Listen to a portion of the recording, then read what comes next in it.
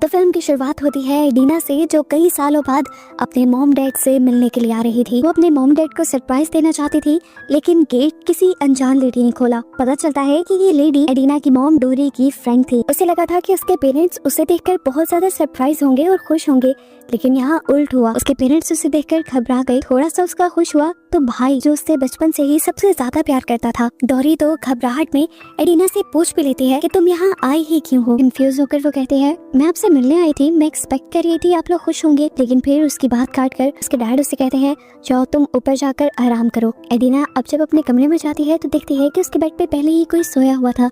उसे जब देखने की कोशिश की तो जो कोई भी था उसने एडिना के ऊपर हमला कर दिया। एडिना भागते हुए नीचे आई और उसने बताया कि मेरे रूम में कोई चोर है। इतने में ही उस कमरे से एक लड़की निकल कर आई, जिसका नाम हमें पता चला नादिया। एडिना देखती है कि नादिया ने उसके कपड़े भी पहने थे और वो इसके कमरे में ऐसे सो रही थी जैसे इसी घर की मेंबर हो। तो डोरी ने बताया, हाँ, तुम्हारे जाने के बाद हमें ये मिली, हमने इसे अपनी बेटी बना लिया और उसने हमें तुम्हारे से ज्यादा प्यार दिया। एडिना को गुस्सा आ जाता है। वो अपनी मॉम से कहती है, आप इसे बाहर निकालें, मुझे अपने कमरे में आराम करना है। तो डोरी कहती है, नादिया कहीं नहीं जाएगी, तुम ऊपर वाले कमरे में जाकर सो जाओ। उसे गुस्सा तो आया, लेकिन यहाँ पर गैबी ने उसे कूल डाउन किया और ये लोग आराम करने के लिए चले गए। ऊपर जाते जाते भी एडिना उस लड़की को अजीब सी नजरों से देखकर जाती है, क्योंकि उसके पेरेंट्स नादिया को कुछ एक्स्ट्रा ही इम्पोर्टेंस दे रहे थे। ऊपर जाने पर अब गैबी उसे बताती है कि मुझे भूख लगी है। एडिना उसके लिए खाना लेने के लिए जब नीचे जाती है तो अपने मॉम डैड के कमरे के आगे से गुजरते हुए वो उनकी बातें सुनती है। उसके डैड बहुत ज्यादा गुस्से में थे एडिना के आने से। वो अपनी वाइफ यानी डोरी से कहते हैं, ये यहाँ पे क्या कर रही है, इसे कहो यहाँ से चली जाए।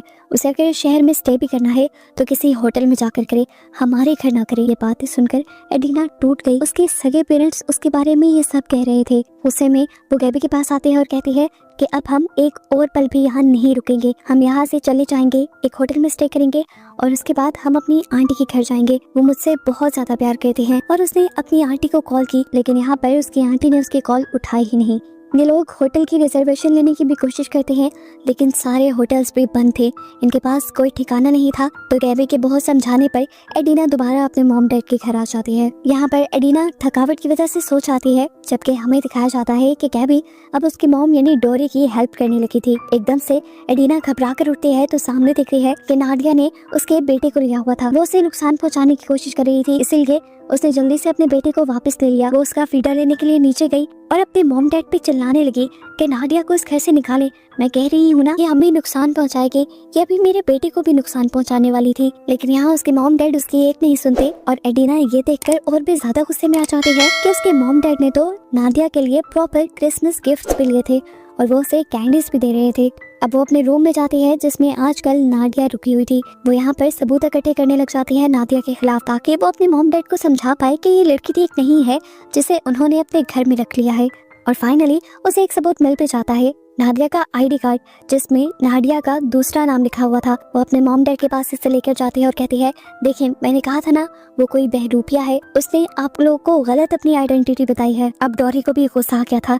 उसने चिल्लाकर एडिना से कहा, चुप कर जाओ, तुम क्या जानती हो उसके बारे में, वो तो बहुत मासूम है। एक दिन वो बेसहारा हमारे घर आई, बारिश हो रही थी, उसने हमारे से मदद मांगी, सिर्फ खाने की डिमांड की उसने, और उसके बदले वो हमारे घर का सारा काम करती है, हमारा ख्याल रखती है, तुम्हारे भाई सोल का ख्याल रखती है, और क्या चाहिए। उसने हमें वो प्यार दिया जो तुम हमें कभी नहीं दे पाई, इसीलिए वो हमें तुम्हारे से ज्यादा अहम हो गई। एंड पर उसकी मॉम उसे ये भी कहती है, अगर तुम्हें उससे ज्यादा ही प्रॉब्लम है तो तुम यहाँ से चली जाओ, जैसे तुम पहले हमें छोड़कर गई थी। ये सुनकर तो एडिना टूट गई। उसने यहाँ से जाने का फैसला कर लिया, लेकिन तब सोल, उसका भाई, उसके पीछे आया। वो उसे इमोशनल करने लग जाता है। वो कहता है, तुम जानती तो हो मैं तुमसे कितना प्यार करता हूँ, तुम इतने सालों बाद यहाँ आई हो, मैं नहीं चाहता कि तुम इतनी जल्दी चली जाओ। उसके कहने पर और इतना इसरार करने पर एडिना इस क्रिसमस पार्टी तक के लिए रुक जाती है। लेकिन एडिना का गुस्सा अभी भी कम होने को नहीं आया था और कमरे की विंडो से उसने देखा कि उसके घर पे उसके अंकल आंटी के बजाय और बहुत से मेहमान आए थे, जो सारे ही बूढ़े लोग थे और इनमें से किसी को भी एडिना नहीं जानती थी। वो तो एक्सपेक्ट कर रही थी कि उसके अंकल आंटी आएंगे, लेकिन वो आए नहीं। वो इन सब के बारे में बात करने के लिए जब नीचे जाने की कोशिश करती है तो देखती है कि उसका दरवाजा भी नहीं खुल पा रहा। अब यहाँ से बाहर निकलने के लिए एडिना बालकनी से छलांग लगा देती है और एकदम से नीचे गिरने पर सारे मेहमानों की अटेंशन उसकी तरफ चली जाती है। अजीब सा माहौल बन जाता है और डोरी एडिना से कहती है, बदतमीजी मत करो। ये क्या हरकत थी? लेकिन अब एडिना ने फैसला कर लिया था वो यहाँ से नहीं जाएगी जब तक वो नादिया का सच सबके सामने ना ले आए। इतनी ही देर में एडिना को उसकी आंट की कॉल आ जाती है, जिनको अभी थोड़ी देर पहले ही उसने कॉल की थी। वो आंटी से कहती है कि आप अभी तक क्रिसमस पार्टी में क्यों नहीं आए? तो आंटी ने कहा तुम्हारी मॉम ने ही कहा था कि इस मर्तबा वो लोग क्रिसमस सेलिब्रेट नहीं कर रहे, बस इसीलिए। एडिना हैरान हो गई, आखिर ऐसा क्यों कहा था उसकी मॉम ने? अंदर इतनी बड़ी पार्टी चल रही थी, अगर 2 और लोग आ जाते तो क्या मसला हो जाता। एडिना पार्टी में चली जाती है और यहाँ पर वो नोटिस करती है कि सभी लोग निकोलस नाम के एक आदमी को बहुत ही ज्यादा इंपॉर्टेंस दे रहे थे। अब निकोलस सबको ड्रिंक्स देने को कहता है और डोरी की फ्रेंड निकोलस के ही कहने पर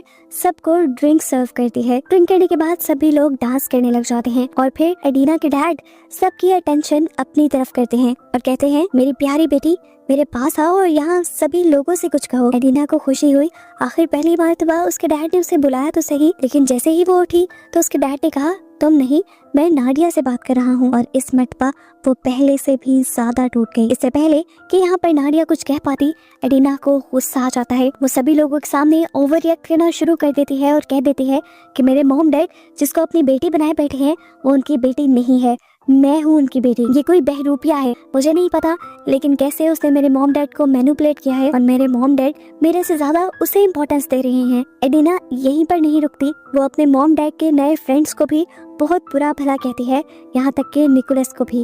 उसके डैड को उसकी इस हरकत पे इतना ज्यादा गुस्सा आ जाता है कि वो उसे अपने कमरे में जाने को कह देते हैं। कमरे में गैबी और उसका बेटा भी था। अब एडिना सो गई थी। रात में उसका बेटा भूख से रोने लगा। वो जब नीचे आई तो हैरान रह गई कि अभी जो पार्टी इतनी पीक पे थी वो बिल्कुल ही खत्म हो चुकी थी। खैर उसे इससे कोई लेना देना नहीं था। उसने अपने बेटे के लिए दूध लिया और जब वो ऊपर जाने लगी तो उसने देखा कि नाडिया यहाँ आए मेहमानों के कपड़ों में से कोई चीज चुराने की कोशिश कर रही है। उसे गुस्सा आ गया। उसने नाडिया के दोनों हाथ पकड़ लिए और उसे खींचते हुए ऊपर लेकर जाने लगी और बोलने लगी अभी मैं अपने मॉम डैड को तुम्हारा असली चेहरा दिखाऊंगी, तुम चोर हो। वो अपने मॉम डैड को जब आवाज दे रही थी तो नाडिया उसकी मिन्नतें कर रही थी, प्लीज ऐसा मत करो, मेरी जान खतरे में है, तुम समझने की कोशिश तो करो, मेरी बात तो सुनो, वो लोग मुझे मार देंगे, वो मुझे जिंदा नहीं छोड़ेंगे। नादिया को यही छोड़कर एडिना अपने मॉम डैड के रूम में जाती है तो ये देखकर हैरान परेशान हो जाती है कि वहाँ पर अजीबो गरीब सामान रखा था जो किसी रिचुअल का लग रहा था। इतनी ही देर में उसने देखा कि यहाँ जितने भी लोग थे वो नाडिया को ढूंढने लगे थे। उसने जल्दी से नाडिया को लिया और कपट में छुप गई।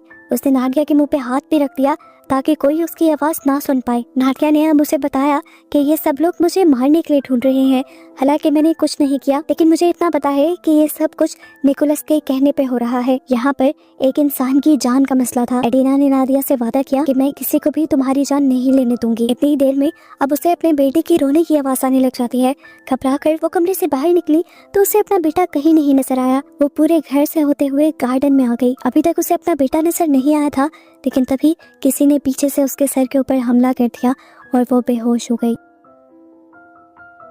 कुछ देर बाद जब उसे होश आया तो उसने देखा कि उसके हाथों और पाँव को बांधा गया था और उसके सामने पार्टी में आए सभी लोग खड़े थे। यहाँ पर निकोलस एडिना के सामने आता है और उसका मुंह पकड़ते हुए कहता है, यहाँ पर जो हो रहा है होने दो, तुम इसमें कुछ नहीं बोलोगी। हम सब लोग एक कल्ट के मेंबर हैं जिसका लीडर हूँ मैं बाल की यानी शैतान की पूजा करता हूँ और बाल ही हमें पावर देता है कुछ भी करने के लिए, और बाल की पावर से आज हम तुम्हारे भाई को ठीक करने वाले हैं। लेकिन इस सब के लिए बाल को एक बलि देनी पड़ेगी, वो भी किसी ऐसे इंसान की जिसे अडॉप्ट करके तुम्हारे पेरेंट्स ने एक बेटी से ज्यादा प्यार किया हो। इसीलिए उन्होंने नाडिया को अडॉप्ट किया और तुमसे ज्यादा प्यार दिया। आज उसी का सैक्रिफाइस देकर हम तुम्हारे भाई को ठीक कर देंगे। एडिना चिल्लाने लगी। वो बोली, आप लोग इतने बेहिस कैसे हो सकते हैं? एक इंसान को मार देंगे आप लोग? मैं उसका पता आप लोग को नहीं बताऊंगी। तब निकोलस बोला, अगर तुमने हमें नाडिया का पता ना बताया तो हम तुम्हारे बेटे की भी बलि दे सकते हैं, क्योंकि उसे भी तुमने अडॉप्ट किया हुआ है और अपने बच्चों की तरह प्यार किया है। एडिना बुरी तरह डर गई और अपने बेटे को बचाने के लिए उसने इन्हें नाडिया का पता बता दिया। अब ये लोग नाडिया को खींच कर यहाँ ले आते हैं और एडिना की आंखों के सामने बेदर्दी से उसका गला काट के उसका सैक्रिफाइस दे दिया जाता है, जिसके बाद नाडिया के खून से ये लोग कोई रिचुअल करते हुए भाई सोल को नहला देते हैं। ये नज़ारा एडिना बर्दाश्त नहीं कर पाती और बेहोश हो जाती है। उसे सुबह जब होश आया तो वो अपने बेड पे थी। यहाँ पे सब तो नॉर्मल लग रहा था। वो नीचे आई तो उसने देखा कि कल वाले कोई भी लोग अब यहाँ पे नहीं थे और आज उनके घर पे उसके अंकल आंटी आए हुए थे और ये सब लोग पहले की तरह ही खुश नजर आ रहे थे। उसे लगने लगा ये सब जो उसने देखा था शायद वो उसका ख्वाब होगा या उसका वहम होगा, क्योंकि अब प्रॉपर तरीके से उसे वो चीजें याद भी नहीं थी, जैसे किसी ने उसकी मेमोरी रेस कर दी हो। अब तो उसके मॉम डैड भी उसके साथ अच्छा बिहेव करने लगे थे, कल की तरह स्ट्रेंज बिहेव नहीं कर रहे थे। एडिना देखती है कि उसके डैड और उसके अंकल मिलकर खाना बना रहे थे। सब कुछ इतनी जल्दी चेंज कैसे हो सकता था? अपनी कंफ्यूजन को दूर करने के लिए वो गार्डन में आई, लेकिन रात वाला कोई सेटअप वहाँ पे नहीं था। उसने मान लिया कि रात जो कुछ भी हुआ वो शायद उसका सपना था, लेकिन अंदर आने पे उसका ये ख्याल भी बदल गया जब उसने अपने भाई को अपने पैरों पे खड़े होते देखा। यानी सच में एडिना के मॉम डैड ने नादिया का सेक्रीफाइस दे दिया था, जिससे एडिना का भाई अब चलने के काबिल हुआ था। नादिया के बारे में इन्होंने सभी लोगों को यही बताया कि वो एक चोर थी और चोरी करके भाग गई। एडिना के पास भी कोई सबूत नहीं था कि वो इस सब को प्रूव कर सके। वो अब इसलिए भी खामोश हो गई कि उसके भाई को एक नई लाइफ मिल गई थी। और बस इन्हीं सब चीज़ों को दिखाते हुए ये मूवी यहाँ खत्म हो गई।